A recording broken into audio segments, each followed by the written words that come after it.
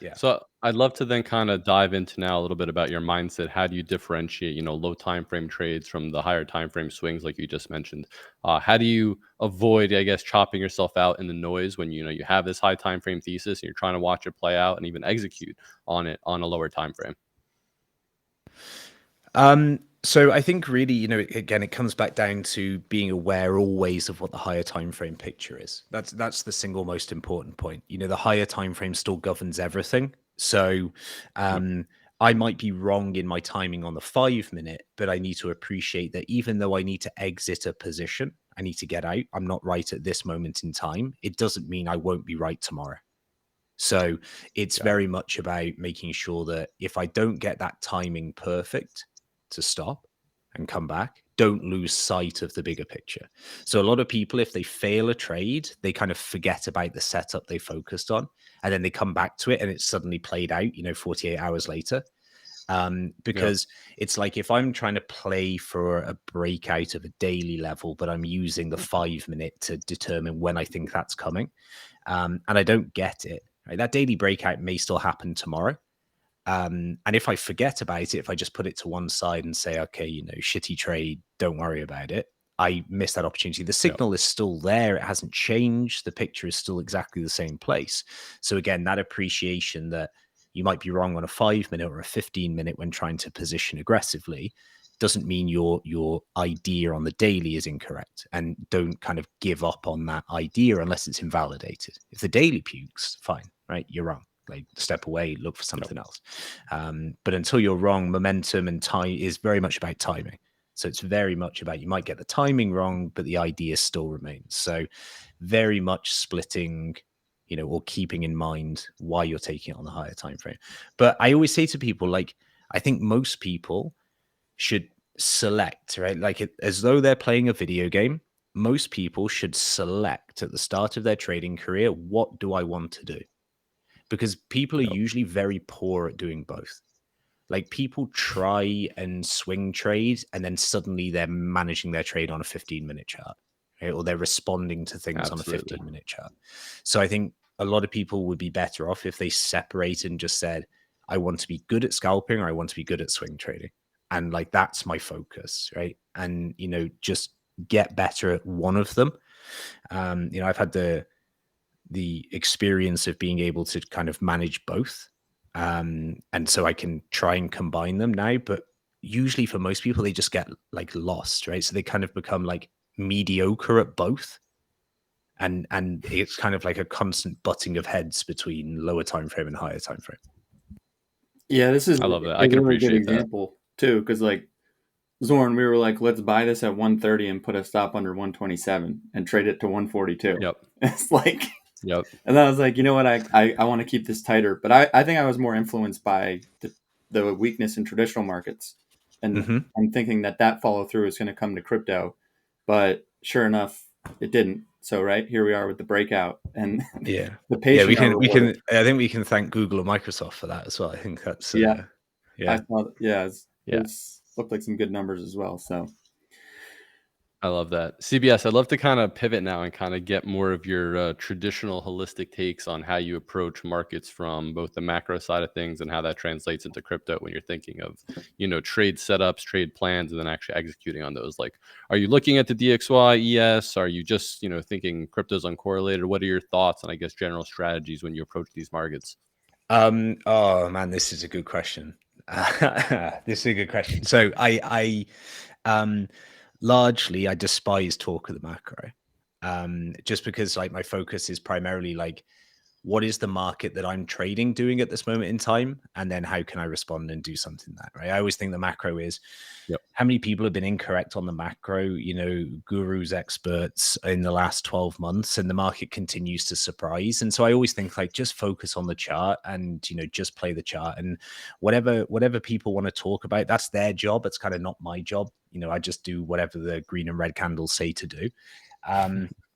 But I love that. like, realistically, in terms of like my views, if I if I wanted to play the super kind of, not even contrarian, but maybe very underrepresented role here, uh I still think there's a good shot that the indexes go to all-time highs. That would be my bullish outlook. I could make a good case for the indexes going to all-time highs. I'd love to see that good case if you don't mind kind of showcasing Yeah, fine. that. I think that'd be interesting to kind of get a take. So all I'll do is I'll focus again on the simplicity of kind of like the triggers that I use for this kind of region that we're at. So I think actually NASDAQ is probably the better representation of the market through here. So firstly, if we take like the 3-day now, everybody's kind of like worrying about the indexes. I still think the NAS is fine. I still think it's in a pretty decent position through here. I think it's got to hold on to the 12.7s. And if it does that, it's fine. Like as far as I'm concerned, this is a decent looking market. I think your next target is the 13.7s. The reason that I say about the all-time high push is that actually I think like the quarterly chart from a kind of like that classic cool off period that I mentioned is in a really good spot here. So we've actually done a pretty significant correction for this market. And I think that, you know, in terms of, we always talk about like max pain is always to the upside, right? Max pain is always up, no matter what. And this market under the current macro conditions heading anywhere near highs would be, you know, basically a fucker for a lot of people. When you take the monthly into account as well, the monthly's in a pretty solid position at the moment. I think actually the monthly close was the best on the NASDAQ out of all of the indexes, maybe except the Dow, which has been strong anyway, but certainly better than SPX through this region. I think the monthly close is good. Where it's more interesting in terms of momentum is the weekly. The reason it's interesting is because of the awesome oscillator crossover. So we get a crossover here back in May. This is obviously after the COVID crash. And then the last one we get is in 19. And then the last one prior to that is in 16. So if you take the times that the awesome oscillator crossed positively and the results of the market from that point onwards, it's usually a pretty significant run in the NASDAQ. And so you get the whole period of 3 years of basically uptrending price action. You get another, you know, again, albeit in the middle of the COVID crash, and then you get the 20 run that you have onwards. And again, we've got that crossover here. So the NASDAQ's crossed over. It's in kind of, you know, bullish territory. The strength is still kind of with the bulls through here. And again, just from like a simple trend perspective, I can make a case for the all-time highs. Now, it's important that I'm saying I can make a case for the all-time highs. It's not necessarily what I believe. I think it's actually probably more likely the indexes spend time sideways, something that they don't typically tend to do. But I think given the kind of the unknowns in the market, you know, the economic data and everything else, and everybody's kind of unsure if they should be buying, selling, whatever, I think that it's probably more likely this market remains, you know, some sort of higher time frame range bound environment for a period of time. And again, we very rarely enter that kind of scenario. And then I'll just give you the dollar, because obviously that plays some thought process in here as well. The dollar, I still think this is the best shot I think dollar bulls have, is exactly where we are after today. So the reaction on the indexes with the higher low. Yeah, and I think they need the higher low to stick here, because otherwise all you've got is just one continuously downtrending market all the way through here. And this is the monthly support. So if you start puking this level, then, you know, that's going to be great for the indexes, should be great for risk across the board. Technically, on paper, should be great for crypto. And so I think this here has to be kind of the one thing that you would pivot that kind of bullish angle on the dollar on, because if it holds here and it makes that drive, then suddenly you've got the defense of the monthly level, and then you've got the worrying sign for risk and the concerns that come with that. So you also couple that with the fact that actually you've got some pretty nice bull divs developing as well. So you've actually got some signs of some slowdown even through this region here. You've got a drop off in the momentum between these lows. So, you know, the dollar is showing signs that it's still alive, and don't forget about me, right? But yeah, so I think, you know, if the dollar rallies from here, obviously a diagonal there too. That's your diagonal play. And if you have 1, 2, 3, 4, 5, like if that's a clear break out of that, it's very similar to what you described with the altcoin stuff. Yeah, exactly. On ARB.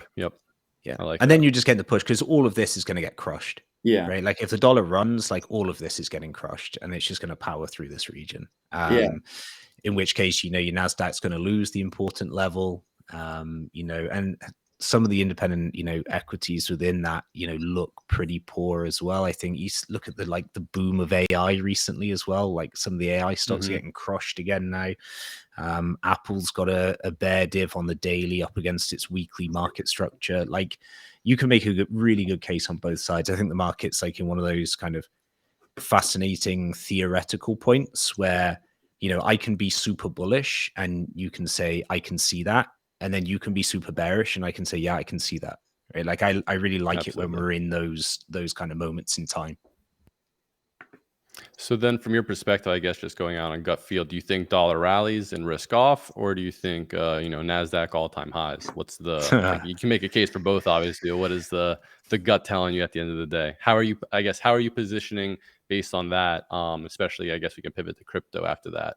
Yeah. So I'm positioned with puts for the short term. Because I think it's probably more likely based on this picture here that we get the downside. Right, there's too much correlation between the markets. The dollar holding this low, things like Apple with the bear div across the highs. Again very close to that weekly structure. Some of the airlines looking pretty tragic and failing breakouts. So for me, it feels as though equities are at the kind of the awkward point, and I would much rather be short there. Yep. But at the same time, the reaction on the NASDAQ today, I'm like, I don't know if this is going to lose it. So I think everything will basically, my decision has to be based on Fed next week. I think Fed will be the catalyst. If this is going to break up, it's going to do so, either if this breaks up pre-Fed, I would probably lean to be more bullish. A fake out? Yeah, I would be more bullish on equities. I think if this pops now, it did it previously. So the last 12-hour divergence on the dollar actually did it here. So this is where we diverged all of these lows down here. You can see the awesome oscillator just like weaker and weaker and weaker all the way down. You get this really pathetic pop to the upside and then bam, continuation lower. And if it does the same through a region like this and then comes back to challenge this again, then I think we're potentially in for a good time. But I think I don't know. I'm getting way too like conspiracy theory on either side here. I think the Fed is important in what they say, but I think the warning signs are there for risk with dollar holding on to where it is currently. Awesome. So I guess from there, let's